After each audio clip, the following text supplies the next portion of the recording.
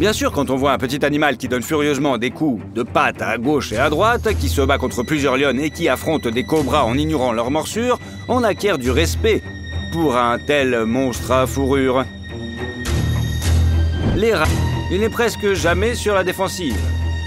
S'il y a un lion dans les parages, c'est le problème de la panthère, pas celui du ratel. Des coups assez puissants et des morsures tenaces et douloureuses font de cette bête noire et blanche, active, féroce et forte, un véritable bandit. Mais en fait, sa principale caractéristique et son principal avantage résident dans la défense et non dans l'attaque.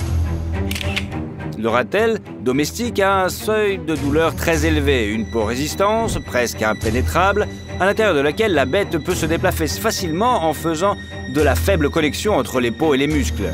Elle possède également un pelage résistant qui lui confère une défense supplémentaire et une immunité presque totale contre les venins de tous les serpents qui vivent dans l'habitat du nid des ratels. La capacité de survie du ratel est légendaire, tout comme son agressivité. Mais s'attaquer au léopard était une erreur.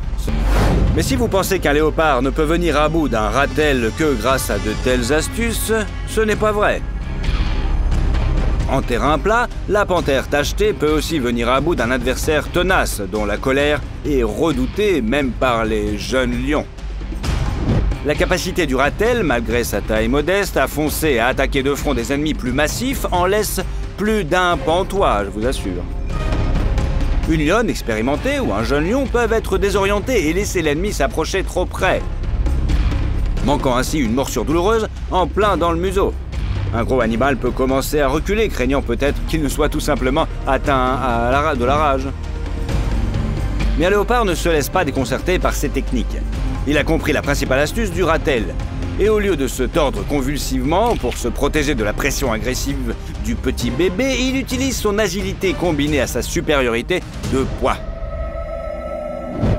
Avec un contrôle parfait de ses mouvements, des réflexes rapides et la précision de chaque muscle, le léopard attrape le ratel d'une manière que même son esquive n'aide pas.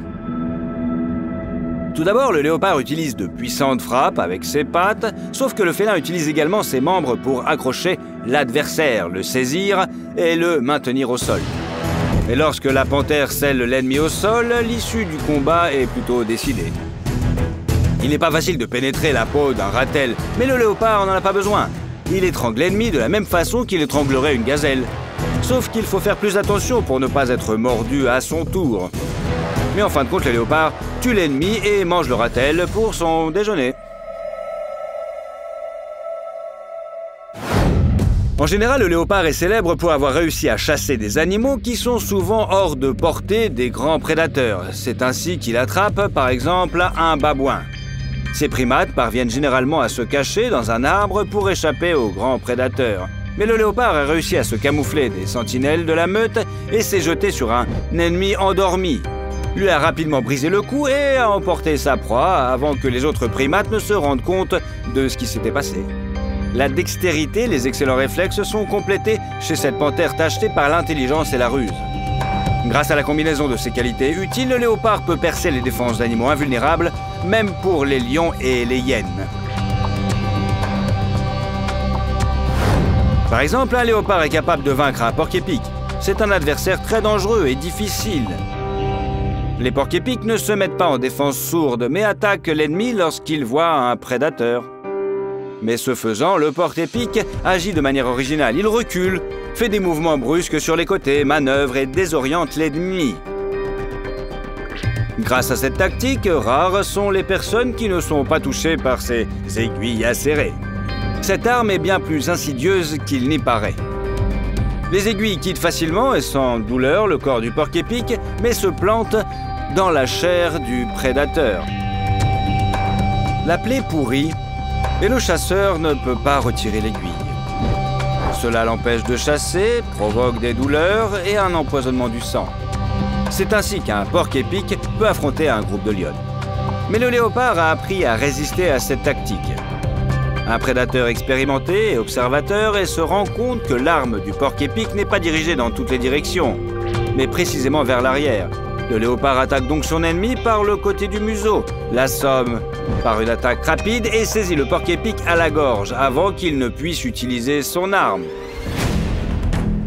Le léopard subit quelques coups d'aiguille, mais les récupère et entame le deuxième round.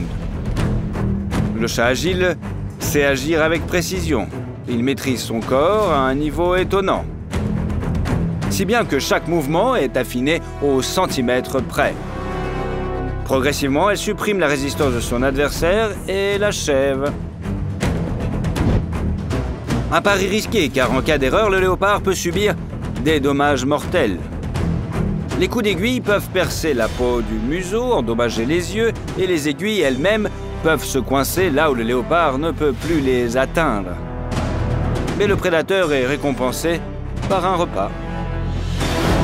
Les armures ne sont pas non plus d'un grand secours. Ce léopard a repéré un pangolin. Les écailles résistantes qui recouvrent le corps de cette bête étrange et merveilleuse lui permettent d'encaisser les coups des lions. Dès que le pangolin voit une menace, il se recroqueville et se transforme en une petite boule blindée. Mais un léopard rusé a jeté cette boule dans l'eau et le pangolin a dû s'ouvrir pour ne pas se noyer. Le prédateur a attrapé sa proie, l'a saisie à la gorge et l'a rapidement étranglée. Et là, le léopard a remarqué un terrier dans lequel se cachait un phacochère. Ces ongulés savent creuser des tunnels profonds en utilisant leurs membres et leurs museaux. L'entrée étroite permet de se protéger des grands prédateurs et les crocs du fendoir peuvent repousser l'attaque des chasseurs moins importants. Mais le léopard utilise une tactique inattendue. Au lieu d'essayer de forcer le phacochère à sortir du terrier, la panthère creuse l'entrée.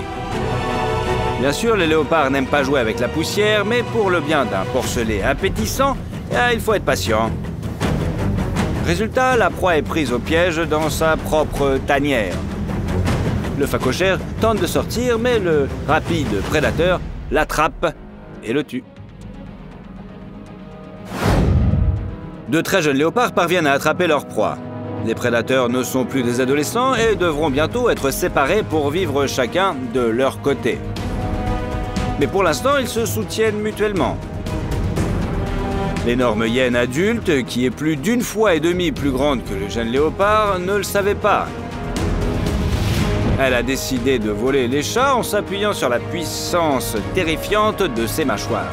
Mais le léopard remarque qu'elle s'approche de sa proie et se précipite courageusement dans la mêlée. Il lui donne plusieurs coups dans la gueule, la bouscule et commence à la mordre. La hyène a tenté de répondre en mordant dangereusement la patte de son adversaire. Elle aurait pu littéralement briser la patte avant du léopard, le rendant impuissant et incapable de chasser à l'avenir. Mais le félin arracha le membre de la gueule de son ennemi, frappa encore quelques coups et fit reculer son adversaire.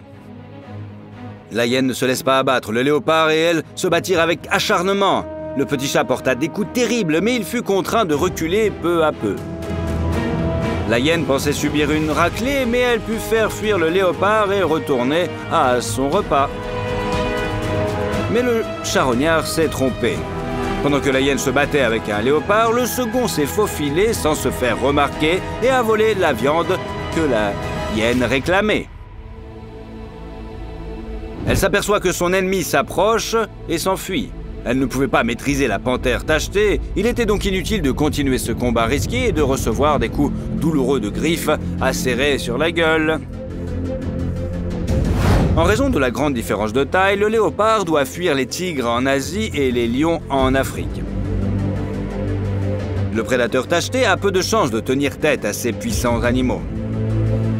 Mais il existe une vidéo rare et très ancienne d'un léopard attaqué par un ennemi encore plus grand. L'ours a repéré le chat tacheté et s'est jeté sur lui, essayant de le déchiqueter avec de puissants coups de pattes griffues. Le léopard a tenté de battre en retraite, mais l'ours s'est déplacé avec une rapidité inattendue et a réussi à saisir son adversaire, à couvrir son corps et à utiliser ses griffes. L'ours était environ 5 fois plus grand que son adversaire. Mais si le léopard espérait une victoire facile, il allait être déçu. Ce léopard s'est avéré être un combattant incroyable et a été capable de compenser le manque de force brute par une riposte féroce. Le léopard a magistralement détourné les attaques, ne s'est pas laissé prendre à la gorge, a évité les dégâts critiques même à très courte distance. Dans le même temps, le félin lui-même riposte au museau de l'ours avec une agressivité frénétique. Le léopard utilisait ses 4 pattes, saisissant avec ses griffes, frappait les yeux, mordait le nez sensible de l'ennemi et parvenait à faire reculer l'ours. De plus, le léopard enragé sous l'effet de l'adrénaline s'est mis à poursuivre l'ennemi lui-même. Les gens qui se trouvaient à proximité étaient manifestement choqués par cette situation.